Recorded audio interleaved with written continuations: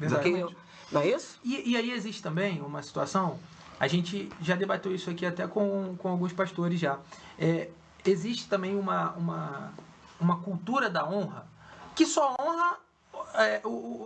eu prego sobre a cultura da honra para ser honrado.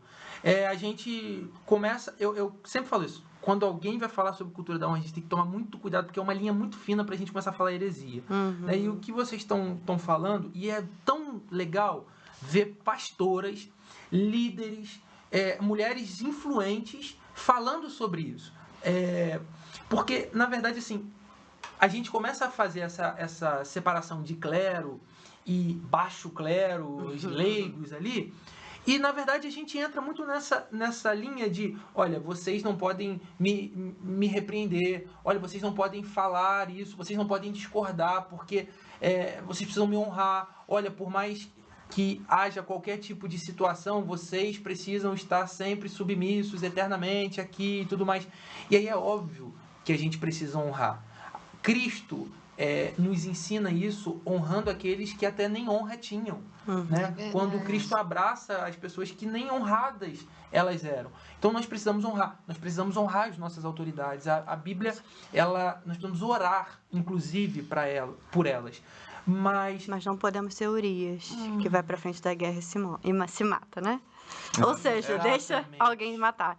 Eu posso até falar isso. Largando a família. Largando a família. Largando pra trás. Eu vivi uma experiência, obviamente eu não vou expor, porque seria muito difícil expor, claro. né?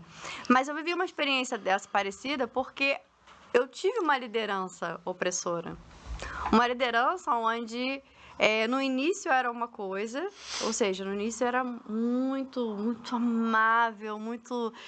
Senta aqui, eu vou ensinar, e ensinava, e de repente o ego subiu a cabeça, a soberba, o orgulho, e qualquer coisa que você falasse, qualquer coisa, seja até uma pergunta, nem isso várias vezes, por que você...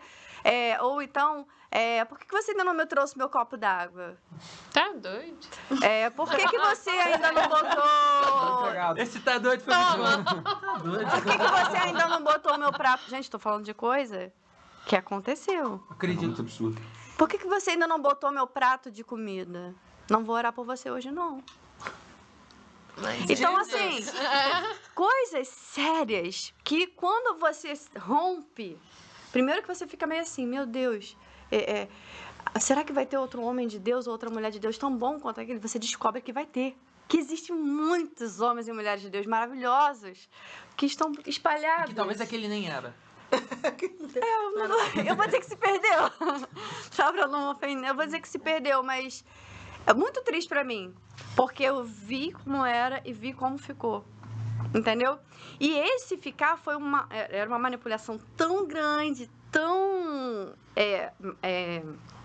opressora, que a única forma de você sair é realmente preciso viver algo diferente, preciso entender e romper, mas como romper com isso? Perfeito. Porque até para você Não é romper fácil, com não. isso, a pessoa fala, você vai para onde? Não existe Você outro fica pregador perdido, que prega muita mais gente do fica que eu. E você entende que se você romper, sair daquele ciclo, você vai ser amaldiçoado. Isso, a sua mas vida fala, vai andar pra mas trás. fala. Não amaldiçoa. Você- né? Quando não Lembre amaldiçoa, mas fala. do pastor Sérgio Freitas, uma vez no Copen, compartilhando. Ele veio que ele veio aqui? Ah, muito Então, bom, ele ótimo. compartilhou que fez parte de uma também. liderança assim e que ele tinha um problema de vista, ele usa óculos até hoje. E aí a liderança falou assim: você não pode usar óculos, você tem que ter fé que Deus vai te curar. É. E ele falou: eu tenho que ter fé.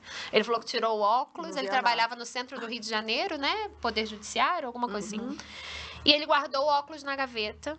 E ele ficou ali dias trabalhando e muita dor de cabeça. E ele ia botar o óculos e ele lembrava daquele. Ele falava, não, eu tenho que ter fé, Deus vai me curar. Até que ele caiu no centro do rio, tropeçou porque não enxergou, se sujou ao subir no uma história assim. Gente, que E aí doideira. quando deu estalo ali, meu Deus, eu preciso usar o óculos, né? Deus fez o óculos. É uma relação de abuso, né? É um abuso. Porque É a uma pessoa- manipulação muito grande. E consegue manipular muito bem, porque no início você não percebe que está sendo manipulado. Não. É verdade. Você só consegue perceber quando já te sufocou de uma maneira que quebrar você, o ciclo, você até aquele pensa assim, eu vou sair da igreja, porque a igreja é isso? É cansativo, É cansativo, é né? pesado, é esse peso todo para você se tornar isso, você tem que fazer isso tudo. E aí você começa a falar assim, não, peraí. Aí quando você começa a ter contato com outras pessoas, você fala, poxa, não é tão assim, né? Não, que isso? Então hoje, né, esse é um dos nossos cuidados, até lá na nossa igreja, é de não sermos opressores, cada um tem a sua voz.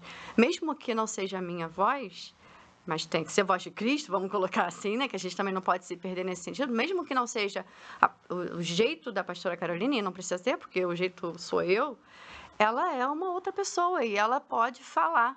Se ela estiver se sentindo bem, ela pode falar. Se ela não estiver se sentindo bem, ela pode falar, né? E eu, como pastora, posso escutar. E eu, como pastora, posso aconselhar. E se tiver errada a pessoa? Porque pode ser que ela esteja querendo tomar uma atitude. A gente escuta cada coisa no gabinete, né? Vocês são pastores Ainda também. tem uma outro lado É, da a gente moeda. São escuta. as pessoas que não querem a liberdade. Porque, na realidade, para a liberdade, Cristo nos libertou, mas a liberdade pesa. A questão das decisões, a questão das Exatamente. consequências. Então, nós vivemos numa cultura que bem dominada, né? Bem dominada. Então, as pessoas vêm com aquela insegurança de voar. Então, elas se submetem, a gente está aí com uma gama de situações hoje no Brasil, de denominações, que a gente tem um monte, que exerce um domínio sobre as pessoas e elas quer mesmo que você ofereça outra coisa. Não é fácil ficar numa igreja livre, uma igreja que ofereça, não, você é livre. Cristo te libertou, então você tem o poder de decisão. Você, não, mas eu não quero isso. As pessoas escolhem, eu não quero isso, eu quero que você me diga o que eu vou fazer.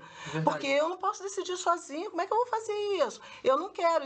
E se a Lite for de liberdade, então eu não vou ficar aqui, eu vou para lá, porque lá ele vai dizer para onde que eu vou, que eu tenho que fazer, vai me dar o formato, eu só vou seguir a cartilha. Então, e se eu errar, a culpa é dele. a culpa é dele. Esse é o maior o que problema, acontece é que o nosso trabalho é realmente fazer as pessoas livres. Né? É que as pessoas entendam e agarrem a oportunidade que Cristo deu. Você é livre. Você é livre para decidir, você é livre para pensar, você é livre para se relacionar, você é livre. É muito complicado, gente. O povo não é fácil lidar, isso não. reflete até na nossa questão da sociedade como um todo, na parte, por exemplo, na questão de governante. A gente não quer um governante, a gente não quer um cara que vai ser um presidente, a gente quer um pai.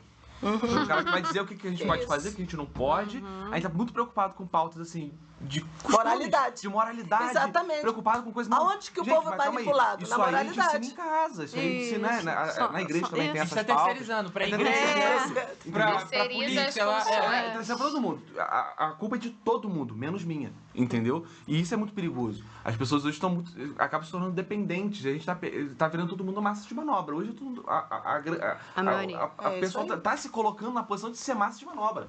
E isso é muito perigoso. E o que acontece? Nós temos assim um acesso tão grande. Olha só como que essa linha é tênue. Nós temos um acesso tão grande à informação. Nós podemos estudar tudo, nós podemos conhecer tudo.